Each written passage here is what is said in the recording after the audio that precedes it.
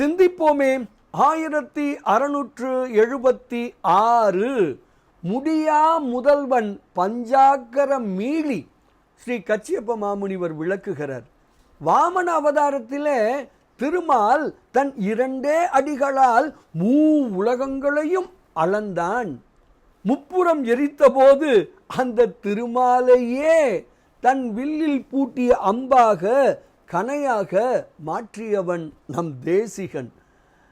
இந்த உலகம் பறந்து விரிந்து கிடக்கிறது. அந்த உலகத்தையே தேராக கொண்டவன் நம்முடைய தேசிகன்.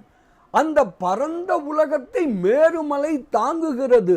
அந்த மேருமலையையே வில்லாக கொண்டவன் நம்முடைய தேசிகன். இப்படியெல்லாம் கொண்டவன் நம்முடைய பஞ்சாக்கர தேசிகன். அவன் முடியா முதல்வன், பெரு வலிமை உடையவன். இப்படியாக அவன் பெரியதில் பெரியதாகவும் சிறியதில் சிறியதாகவும் விளங்குகிறார் என்று அற்புதமாக விளக்குகிறார் ஸ்ரீ கச்சியப்ப மாமுனிவர். பாடலை காணலாமே.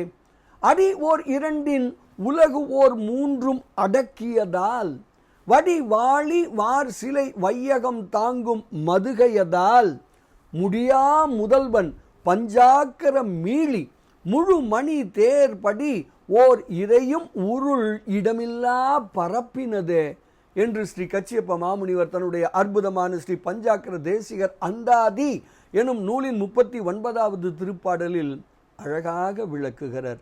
பரத்தை பரவுவோம், மலம் நீங்குவோம், பேரானந்தத்தில் திளைப்போம் திளைப்போம் திளைப்போம்.